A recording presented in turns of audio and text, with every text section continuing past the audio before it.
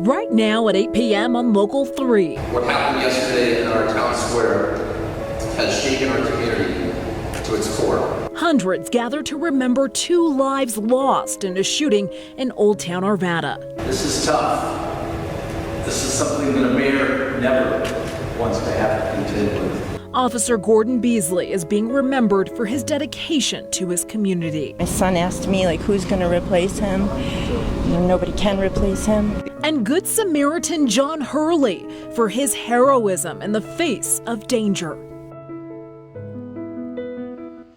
This is a live look right now inside Peace Lutheran Church in Arvada, where a vigil is just coming to an end to remember and honor 2 lives lost in a shooting in Old Town Arvada yesterday afternoon.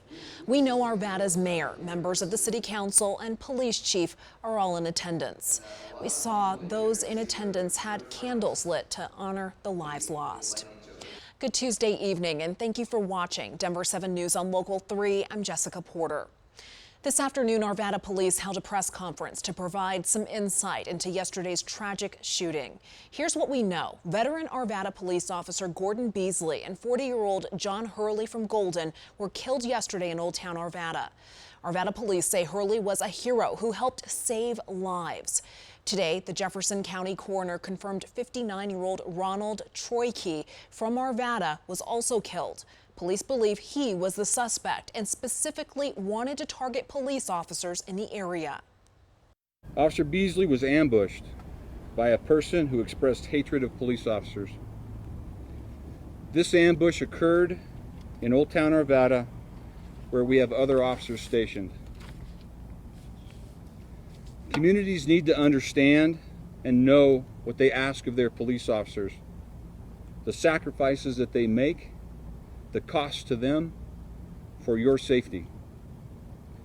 While this was a deliberate act of violence, we still believe this is an isolated incident and our community is safe. We have team coverage tonight focusing on those 2 lives tragically lost. We start with Denver7 CB Cotton outside tonight's vigil in Arvada. CB.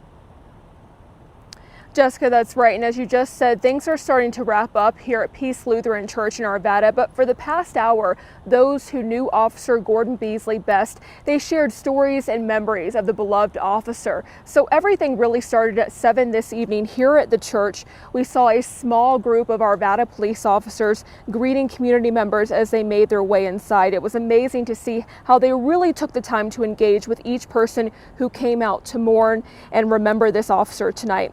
People we spoke with in the community today, they say they're grateful for this chance to remember Officer Beasley together. I grew up in Arvada, so I've been here my whole life almost. These people dealt with most of them, so it was come and pay respect to the people that keep our community safe, because Arvada is pretty much one of the most safest cities in the Denver metro area. And coming up on Denver7 News at 10, we'll have more details on on the officer's life and what his friends and colleagues had to say about his love for his students and his love for music. Jessica. CB, thank you. People in Arvada are finding many different ways to process this attack. Tonight, one group encouraged people to let their thoughts flow freely and jot them down on a poster. Some wrote, some drew, but everyone who took part felt the enormity of yesterday's shooting weighing heavily on them. We want to share what we know about both of the victims of yesterday's shooting. Denver7's Addie GUAJARDO joins us live from Arvada. Addie, you spoke to people who say they saw John Hurley going to face the danger when the shooting started. Jessica, brave. That's just the word I kept hearing time and time again. The word hero is used sparsely because it carries a lot of weight. It defines someone who's held in high regard for their courage. It's a definition John Hurley exceeded. People with the Arvada Police Department, officials, and residents who live and work in this city say Hurley became their hero the moment he bolted out of the Army surplus store and helped save lives. Hurley was 40 years old and lived in Golden. An employee at the Army surplus store says Hurley was only inside the store for a few minutes when he heard gunshots and saw the gunman outside. He says Hurley swiftly and confidently pulled out his gun and jumped into action. Another employee nearby says Hurley urged them to get inside. I just want to make sure his family knows how heroic he was, and he did not hesitate. He didn't stand there and think about it. He totally heard the gunfire, went to the door, saw the shooter, and immediately ran in that direction. He's probably saved a lot of lives. That gunman was coming back into the plaza, and he could have done a lot of harm. Bill tells me that he saw Hurley actually shoot that gunman. Now, one thing that truly stood out to me, Jessica, was that people who saw Hurley in action say he seemed so confident in his actions and appeared to be completely in control. A truly brave person and a hero among this Arvada community. Reporting live in Arvada, Addie GUAJARDO, Denver7 on Local 3. Sounds like he truly was a hero. Thank you, Addie. Today, a second procession took place for Officer Beasley. Officers escorted his body from the Jefferson County Coroner's Office to Horan McConaty Mortuary on Parker Road. We still don't know when Officer Beasley will be laid to rest. All day today, we heard stories about Officer Gordon Beasley. People we spoke to say there was so much to Gordon Beasley, not because of how he died, but how he lived. Here's Denver7's Jacqueline Allen.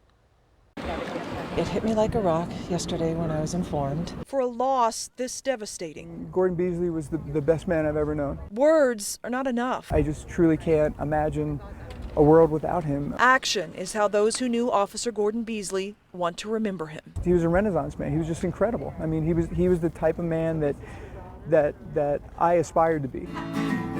Somehow police officer and rock star, biker and kid's best friend. My son asked me, like, who's going to replace him?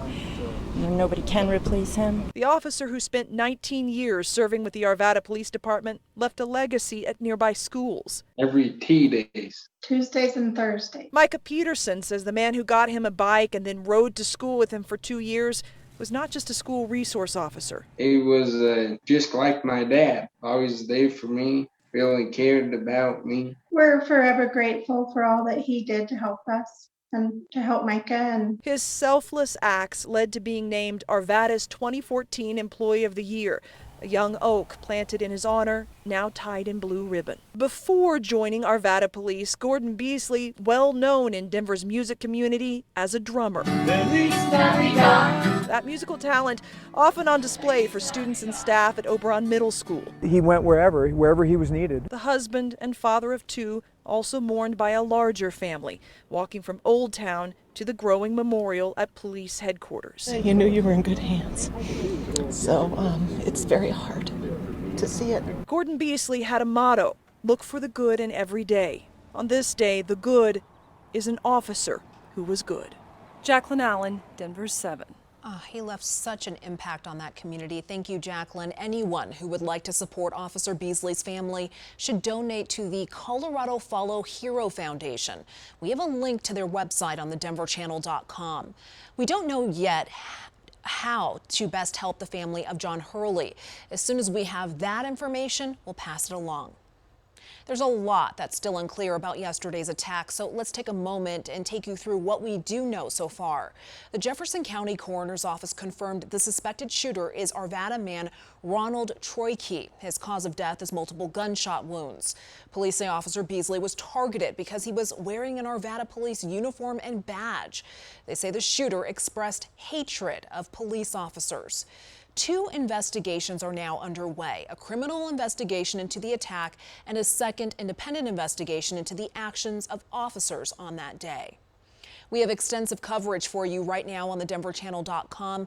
There you'll find what we know about both Officer Beasley and John Hurley and ways you can help. We're following breaking news tonight in Eagle County. Mandatory evacuations are in place for several areas because of the Sylvan fire. This is burning more than 2,600 acres, about 16 miles outside of Eagle. Those areas under mandatory evacuation tonight include Hat Creek, Yowman State Park, and Fulford. Pre-evacuation orders are in place for residents in Frost Creek, Salt Creek, and Bruce Creek. The fire is believed to have been started by lightning. People in Rio Blanco County are still out of their homes tonight because of the Oil Springs fire. This is out by Wrangley in the northwest part of our state. 7,300 acres have burned so far since Friday.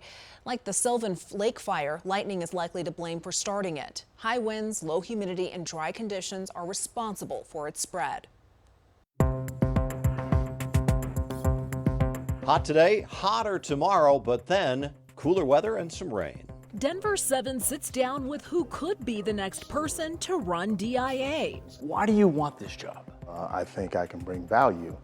My experience in construction, understanding the Great Hall construction project. But his turbulent past may impact his future here in Colorado. There is noise out there, but I think it comes with the territory. As a CEO, especially of a large organization. And coming up later, large corporations are making it impossible for Coloradans to work remotely. They are with very recognizable names. Hilton, Highland, IBM, Johnson & Johnson. We have a look at why this is happening.